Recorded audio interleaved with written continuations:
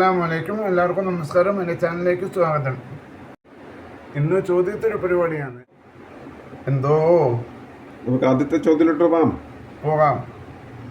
ആദ്യത്തെ ചോദ്യം, മുഹമ്മദ് നബി സല്ലല്ലാഹു അലൈഹി വസല്ലമ്മയുടെ പിതാവിൻ്റെ പേരെന്താണ്? അബ്ദുള്ള റളിയല്ലാഹു അൻഹു.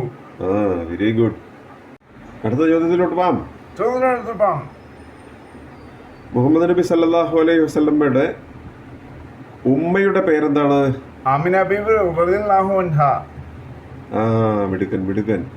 നമുക്ക് മൂന്നാമത്തെ ചോദ്യത്തിലോട്ട് പോകാം. നബി തങ്ങൾക്ക് പ്രവാചകത്വം ലഭിച്ചത് എത്രാമത്തെ വയസ്സിലാണ്? 40-ാം വയസ്സ്. മിടുക്കൻ. പോലെ എന്തോ നബി തങ്ങള് മക്കയിൽ നിന്നും മദീനയിലേക്ക് പലായനം ചെയ്തത് എത്രാമത്തെ വയസ്സിലാണ്? 53-ാം വയസ്സിൽ. 53-ാം വയസ്സിൽ. മിടുക്കൻ. അറിയാമായിരുന്നോ കേട്ടാ? എന്തോ അടുത്ത ചോദ്യം ചോദിക്കട്ടെ? ചോദിച്ചോളൂ. ഖുർആൻ എന്ന പദത്തിന്റെ അർത്ഥം എന്താണ്? വായിക്കപ്പെടുന്നത്. മിടുക്കൻ. കുട്ടപ്പോ എന്തോ അടുത്ത ചോദ്യം ചോദിക്കട്ടെ? ചോദിച്ചോളൂ. ഖുർആൻ അവതരിച്ച രാത്രിയുടെ പേരെന്താണ്? ലൈലത്തുൽ ഖദർ. മിടുക്കൻ. എന്തോ അടുത്ത ചോദ്യം ചോദിക്കട്ടെ? ചോദിച്ചോളൂ. ഖുർആനിൽ ആദ്യമായി അവതരിച്ച സൂറത്തിന്റെ പേരെന്താണ്? മിടുക്കൻ. ഒരു നല്ല ശബ്ദത്തിൽ പറഞ്ഞേ. വെരി ഗുഡ് കുട്ടാ. എന്തോ നമുക്ക് അടുത്ത ചോദ്യത്തിലോട്ട് പോകാം.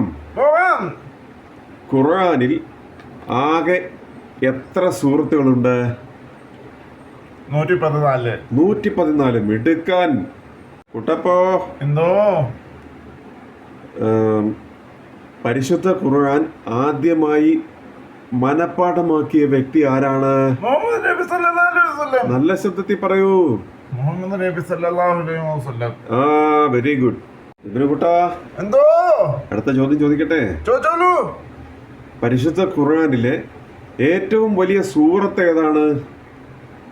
സൂറത്തുൽ ബഖറ. മിടുക്കൻ. ഇബ്നു എന്തോ സ്വാമി വിവേകാനന്ദന്റെ യഥാർത്ഥ പേരെന്താണ്? നരേന്ദ്രൻ. മിടുക്കൻ. അപ്പൊ പിന്നെ അടുത്ത ചോദ്യം ചോദിക്കട്ടെ? നരേന്ദ്രന്റെ ഗുരുവിന്റെ പേരെന്തായിരുന്നു? ശ്രീരാമകൃഷ്ണ പരമഹംസൻ. ശ്രീരാമകൃഷ്ണ പരമഹംസൻ. അടുത്ത ചോദ്യം ചോദിക്കട്ടെ? ശ്രീരാമകൃഷ്ണ പരമഹംസൻ സ്ഥാപിച്ച സന്യാസ സമൂഹത്തിന്റെ പേരെന്താണ്?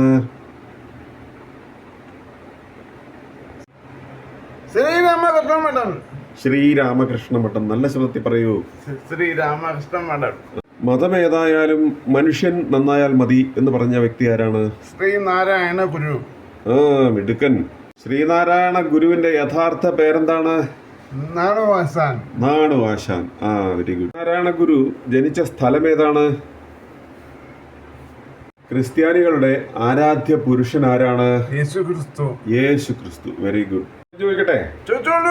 യേശുക്രിസ്തു ജനിച്ച സ്ഥലത്തിന്റെ പേരെന്താണ്? ബത്ലഹേം. ചോദിക്കട്ടെ?